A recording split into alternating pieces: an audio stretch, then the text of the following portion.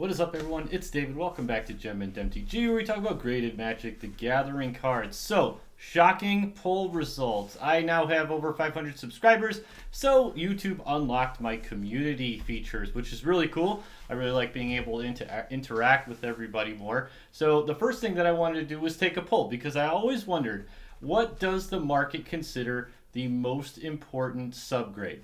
To me, personally, I've said it multiple times on this channel, that the most important subgrade for me is centering. I like a well-centered card. I think it presents well. The rest of the subgrades kind of fall after that. But I was really surprised to find that actually Surface won out hands down by a lot. It was over 40%.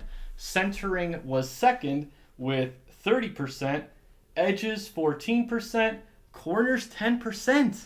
Only 10% of people think that corners are the most important subgrade, and only 14% think that edges are. I was really surprised by that. I always thought that most people thought that centering was really important, at least centering or corners. I was really surprised to see that corners was so low.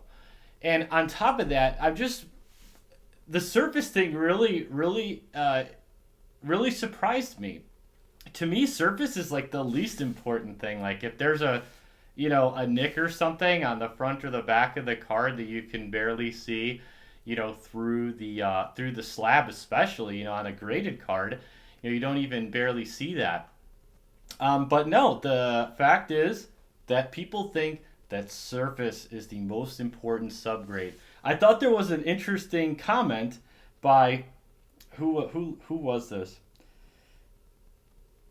Jeffrey Jarro said, I'd say surface, and only because if there were 4 graded cards, each having 9.5s and 3 subgrades and a 5 on one of them, I think I'd be less inclined to buy the one that had a 5 surface.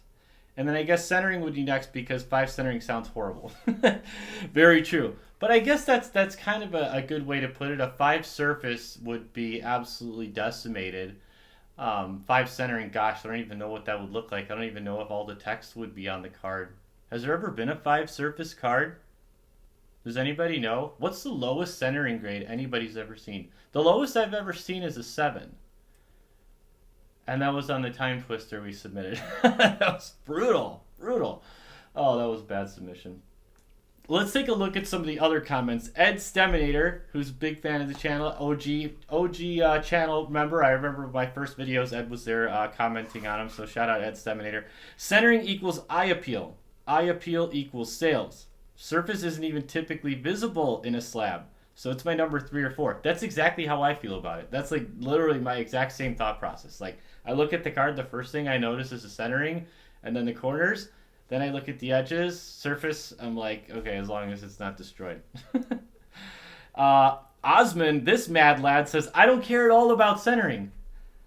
Osman, I don't know what to say, bud, but Osman's the one scooping up all those 8 centering cards that are still pulling 9s.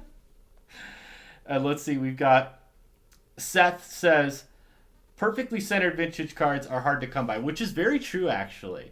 I think a lot of people who have been in it for a while know just how bad the consistency on centering used to be, and how notorious some cards are for having such poor centering grades. But it's actually really true that the older sets, especially sets like, Legends, the Dark, particular cards from ABU, I'm thinking like Unlimited Volcanic Island, those are all brutal centering. But there were a lot of sets that just the centering was really bad. Leviathan from the Dark, that's one that I chased for a while and gave up. I was trying to find a well-centered Leviathan from the Dark for a long time. I have a lot of copies of that card just because I was like, there's got to be one, right? It can't be all of them? It can be all of them. Chris the Magnificent says, I vote centering because out of all the subgrades, as far as I know, there are explicit guidelines and measurements where the others are more subjective. That's actually a good point too. Centering is supposed to be the most, numeric, quantifiable, kind of the one you can actually measure, where they have, the alignment thing that they put on the card. I honestly don't know if I believe that actually happens on every card. because you would think that centering is the easiest one to judge. There's a tool, or maybe it's not even like a physical tool. There's like a, some type of lighting laser mechanism or something goes down on the card, and it says, okay, centering is off by this many degrees, tilted or left to right or top to bottom, and it's more or less a calculation than an actual subjective grade. That's what I think the common perception is that there's a very strict, quantifiable, numeric way that they calculate centering.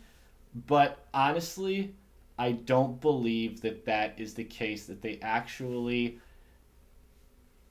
dial in some type of laser measuring thing that actually calculates the centering. I don't believe it. I've seen way too many cards that have awful centering, and somehow the centering is still 9 or 9.5.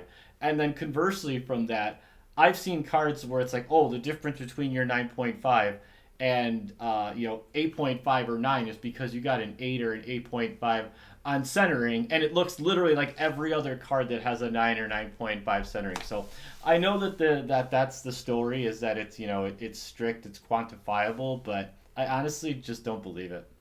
Anyway, that's the video for today. I thought it was really cool to do a poll like that and see what the market actually thinks, and I was really surprised. In the end, Surface is the most important subgrade to most of the people who watch this channel. Very interesting.